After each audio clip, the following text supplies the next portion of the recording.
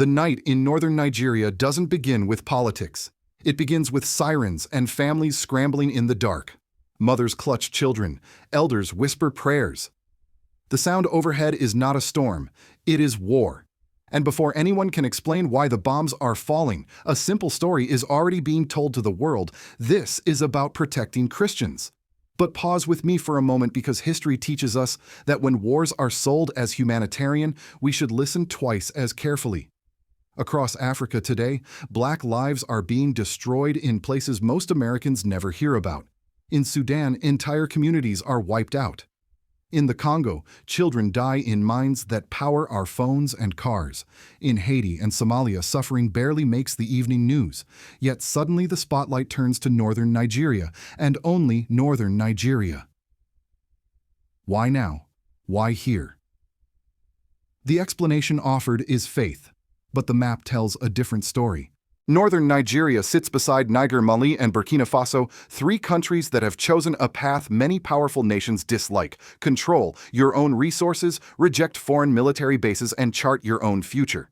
Leaders like Ibrahim Traoré in Burkina Faso have said openly that Africa's gold, uranium, and land should finally serve African people, not outside interests. That decision changed everything. So when former U.S. President Donald Trump talks about intervention, many Africans hear an echo from Iraq, Libya, and Afghanistan, where noble words came first and devastation followed. The question is no longer whether violence exists in northern Nigeria. It does. Innocent people have suffered, and that pain is real. The question is whether military intervention truly protects the vulnerable or simply opens the door to a much larger geopolitical play. For Americans who remember the Cold War, who remember being told this is for freedom, this moment should feel uncomfortably familiar. So tonight we ask you to look past the headlines, to listen to the silences, and to consider a hard question.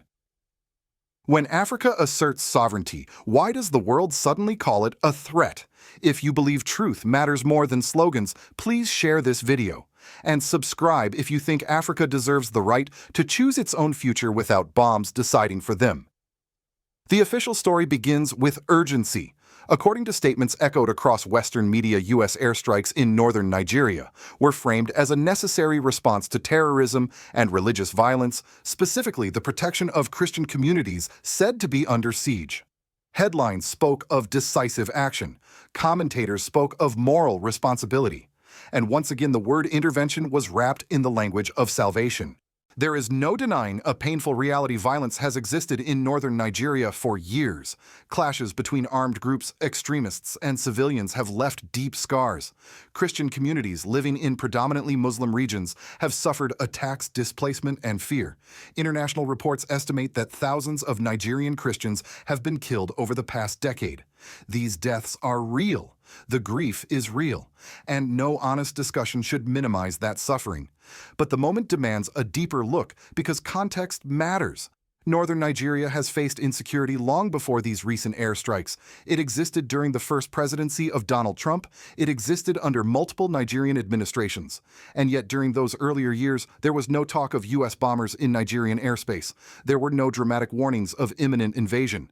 No sudden surge of international concern framed as an emergency requiring American firepower. So the question emerges naturally: what changed? What changed was not the existence of violence, but the political geography surrounding it. Northern Nigeria borders Niger, a nation that recently made a decision that reshaped regional power dynamics. It shut down foreign military bases, including key U.S. drone operations. That move signaled a rejection of external control and aligned Niger more closely with its neighbors Mali and Burkina Faso, countries pursuing similar paths of security, independence, and economic sovereignty. At the same time, Nigeria itself became strategically significant, not just as a nation with internal conflict, but as a gateway, a potential staging ground. When airstrikes occur in border regions, they do more than target militants. They establish presence, they normalize foreign military activity, and they create precedents that are difficult to reverse. The narrative presented to the global audience is simple: terrorists must be stopped. But simplicity can be deceptive. If the true objective were solely humanitarian, difficult questions remain unanswered. Why is there no comparable urgency regarding Sudan, where black civilians face mass killings? Why is there no intervention in the Democratic Republic of Congo, where children die extracting minerals critical to Western industries? Why is Haiti ignored, Somalia forgotten, and Libya remembered only as a footnote after its collapse? These inconsistencies matter because they reveal a pattern not of compassion, but of selective attention. Even within Nigeria, the framing raises concerns. Northern Nigeria's crisis is complex, involving local grievances, economic neglect, extremist infiltration, and decades of governance failures.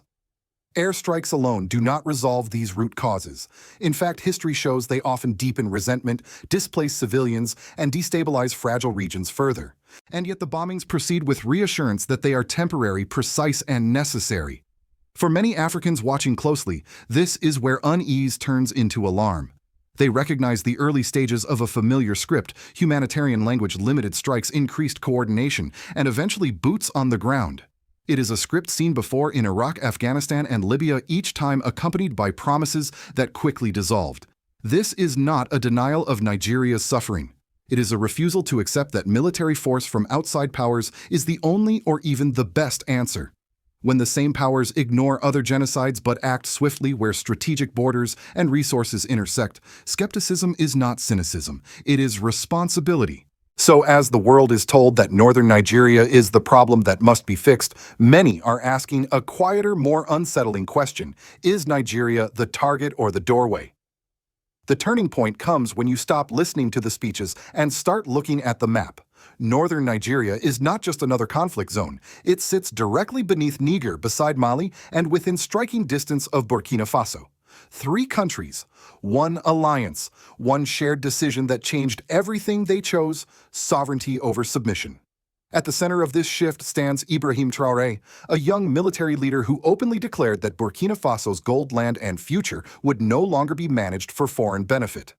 Similar declarations followed in Niger and Mali, where leaders shut down foreign bases, rejected old security arrangements, and aligned with one another in what became known as the Alliance of Sahel States. That is when the temperature rose. International criticism intensified. Accusations of authoritarianism multiplied. And then came the warnings, subtle at first, then louder, about instability, terrorism, and the need for regional security solutions. To Western audiences, these sounded like reasonable concerns. To many Africans, they sounded like a familiar prelude, because history has taught them what usually comes next. First, the language of fear: terrorists, extremists, imminent threats. Second, the moral framing protecting civilians, minorities, or democracy. Third, the strategic move: secure a neighboring territory to contain the problem. Northern Nigeria fits that role perfectly. It offers airspace, logistics, and proximity without immediately confronting the Sahel governments directly. A military presence there can be justified as assistance, cooperation, or emergency response. But once established, it becomes something else entirely: leverage. This is where the reaction across Africa shifts from concern to alarm. Commentators, activists, and analysts begin connecting the dots. They remember how Iraq was entered to eliminate weapons of mass destruction that never existed. They remember Libya, where a no-fly zone turned into regime collapse and permanent chaos. They remember Afghanistan, where decades of intervention ended with quiet withdrawal and unanswered questions. So when airstrikes hit northern Nigeria, the fear is not just about bombs, it's about momentum. Reports emerge of increased military coordination. Surveillance activity intensifies. Nigerian aircraft are accused of violating Sahel airspace, raising suspicions of reconnaissance rather than accident. Each incident on its own might seem small. Together they form a picture that many Africans recognize all too well. The reaction is swift and emotional. In Nigeria, opinions split. Some celebrate foreign assistance, exhausted by years of insecurity. Others warn that allowing outside powers to operate freely is a dangerous gamble, one that could drag the country into conflicts not of its making. Across the Sahel, leaders tighten security and issue defiant statements. Among ordinary citizens, the mood hardens into something heavier than fear: betrayal. Because from this perspective, Nigeria is no longer just a victim of violence, it risks becoming the corridor through which that violence spreads. Internationally, the response is carefully measured. Western officials deny any intention to expand operations beyond counterterrorism. They emphasize precision and restraint. But for audiences who have heard these assurances before, the words feel thin. What fuels the climax is not speculation alone, it is pattern recognition. Whenever African nations attempt to control their own resources, challenge military dependence, or step outside traditional power structures, pressure follows. Sanctions, smear campaigns, security crises, and eventually intervention justified as unavoidable. So the question is no longer whispered. It is spoken openly in markets' online forums and community meetings across Africa. If this were truly about protecting Christians, why are so many other massacres ignored? If this were about terrorism alone, why does it align so neatly with strategic borders and resource corridors? At this point, the narrative fractures. What Western audiences hear as a limited operation, Africans experience as the opening act of something far larger. The airstrikes are not the climax by themselves, they are the signal that the rules of engagement have changed. And once that realization settles in, the reaction is no longer passive, it becomes resistance. When bombs fall, geopolitics disappears first. What remains are people. In northern Nigeria, the immediate consequences are not measured in strategy briefings or diplomatic statements. They are measured in empty classrooms, shuttered markets, and families forced to flee with whatever they can carry. Even precision strikes reshape daily life. Roads close, curfews tighten, fear becomes routine, and civilians, Christian and Muslim alike, find themselves living under a sky they no longer trust. For communities already traumatized by years of insecurity, the presence of foreign firepower brings a new kind of anxiety. Armed groups do not vanish overnight. Instead, they disperse, blend into civilian areas, or move across borders. The result is a familiar cycle: civilians absorb the shock while militants adapt. Each escalation hardens positions, deepens suspicion, and widens the gap between local populations and authorities meant to protect them. This is where the civilian cost turns political. Within Nigeria, the strikes ignite a sharp national divide. Some citizens, exhausted by violence, welcome any help that promises relief. Others see a dangerous erosion of sovereignty, an invitation that cannot be easily withdrawn. The debate is no longer just about security, it is about who decides Nigeria's future. At the center of that storm stands Bola Ahmed Tinubu. Critics accuse his administration of opening the door to foreign military agendas that extend far beyond Nigeria's borders. Supporters argue he is acting pragmatically in the face of a brutal insurgency. But among younger Nigerians and Pan-African voices, the language is harsher: betrayal. Why? Because history looms large. Africans have seen what happens when foreign militaries become embedded in domestic conflicts. Initial assistance often expands quietly. More advisors, more bases, more temporary arrangements that linger for decades. Decision-making shifts outward. Accountability blurs. And when consequences arrive, they are shouldered locally, not by those who authorized the strikes. Politically, the airstrikes strain Nigeria's relationships across the region. Neighboring Sahel states view the situation with deep suspicion. From their perspective, Nigeria risks becoming a launchpad for destabilization, whether intentionally or not. Reports of airspace violations and reconnaissance flights intensify those fears, feeding the belief that military pressure is being assembled piece by piece. For ordinary Africans watching from Niger, Mali, and Burkina Faso, the message feels clear: no border is truly safe when sovereignty is challenged. If intervention can be justified in Nigeria today, it can be justified elsewhere tomorrow under a different banner, a different headline, but with the same outcome. The political consequence is a chilling one: trust erodes. Trust between citizens and their governments, trust between neighboring states, trust in international institutions that claim neutrality but act selectively. As trust dissolves, space opens for radicalization, conspiracy, and despair. Young people already skeptical of global power structures become convinced that African lives matter only when they intersect with foreign interests. That belief is corrosive. It undermines cooperation, fuels resentment, and makes long-term stability harder, not easier to achieve.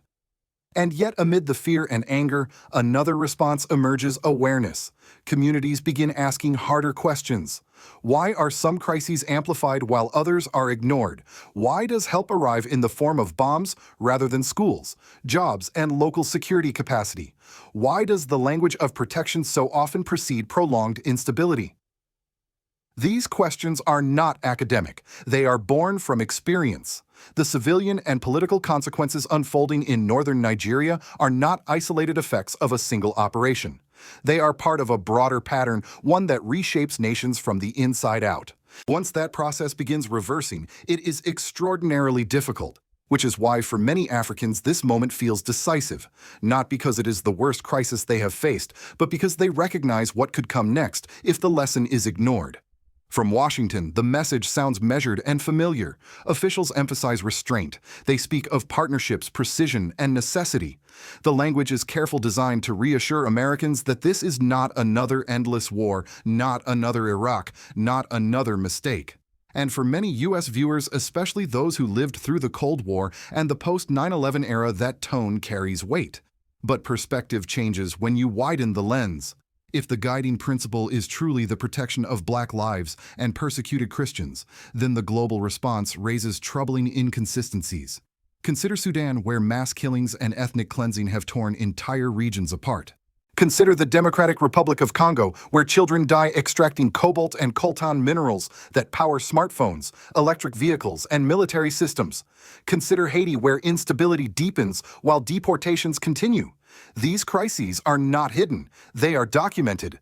Yet they do not trigger airstrikes, emergency summits, or urgent moral campaigns. So why Nigeria? Why now? For many around the world, the answer lies not in faith or humanitarian concern, but in alignment with strategic interests. Northern Nigeria sits at a crossroads of borders, resources, and influence. Acting there affects not just Nigeria, but the entire Sahel, where governments have openly challenged old security arrangements and asserted control over their economies. From a geopolitical standpoint, it is a pressure point. This is where American audiences are invited to reflect honestly. The United States has long wrestled with the tension between ideals and interests. Presidents of both parties have promised restraint only to authorize interventions framed as exceptions. Donald Trump himself built much of his political appeal on rejecting forever wars. Yet even under that banner, the logic of power politics never fully disappeared. Globally, reactions mirror this ambivalence. European governments urge stability while quietly endorsing counterterrorism efforts. International institutions issue cautious statements, avoiding direct criticism. Meanwhile, voices from Africa and the global South grow louder, pointing out a pattern they know too well: compassion that activates only when resources, borders, or rivals are involved. The controversy surrounding Nicki Minaj speaking at the United Nations amplifies this discomfort. For supporters, her presence brings attention to suffering Christians. For critics, it symbolizes something darker: the use of Black voices to legitimize policies that Black communities elsewhere endure without rescue. The question is not about her intelligence or intentions. It is about optics and power, who is amplified, and to what end. For older Americans, this moment invites a familiar reckoning. Many remember Vietnam's justifications, Iraq's weapons of mass destruction, and Libya's promise of liberation. Each time the language was compelling. Each time the aftermath told a harsher story. Skepticism in that context is not anti-American, it is patriotic caution. Seen from this broader angle, the situation in northern Nigeria becomes a mirror. It reflects how global priorities are set, how suffering is ranked, and how intervention is rationalized. It asks Americans to consider whether the values they hold are applied consistently or selectively. And it leaves the world with an uncomfortable but necessary question. If humanitarian concern depends on strategic convenience, what does that say about the order we are defending? As the dust settles over northern Nigeria, the most dangerous mistake the world can make is to look away too quickly. Not because the crisis has ended, but because this is how larger crises begin. Quietly, incrementally, wrapped in language that sounds reasonable, even moral. History rarely announces itself with clarity. It repeats patterns and waits to see who remembers them. Across Africa, people are not asking for indifference. They are asking for consistency. If the global community claims to value Black lives, then that concern must extend beyond convenient borders and strategic corridors. It must speak just as loudly for Sudan, for the Congo, for Haiti, for Somalia. Anything less feels like compassion filtered through interest and interest alone. The warning emerging from the Sahel is not abstract. Leaders and citizens alike are saying the same thing in different ways when nations assert control over their own resources and security pressure follows. It may come as sanctions, it may come as media campaigns, or it may come as temporary military action next door. But the outcome is often the same instability that benefits outsiders while locals pay the price. Figures like Ibrahim Traoré have become symbols not because they are perfect, but because they represent a refusal to accept old rules written elsewhere. In Burkina Faso, as in Niger and Mali, the message is blunt. Africa's future cannot be negotiated under threat. Whether one agrees with these leaders or not, dismissing that sentiment as mere rebellion misses the point. It is rooted in decades of experience many Americans, particularly older generations, understand all too well. For viewers in the United States, this moment calls for reflection rather than reflex. Patriotism does not require silence. It requires honesty. Asking hard questions about foreign policy is not weakness. It is wisdom earned through past mistakes. America has been told before that intervention would be quick, clean, and necessary. Many remember how those assurances ended, so the real choice now is not between action and inaction. It is between learning and repeating. Will Africa once again be treated as a chessboard where moves are justified after the fact? Or will the world finally respect the principle it so often preaches that people have the right to decide their own destiny, even when that decision disrupts established power? This is why paying attention matters, not next year, not after escalation, now. If you believe that truth deserves more space than slogans, please share this video. If you think Africa's sovereignty should be discussed with honesty, not fear, subscribe and stay with us. And most importantly, tell us in the comments, do you believe humanitarian wars can still be trusted, or have we seen this story too many times before?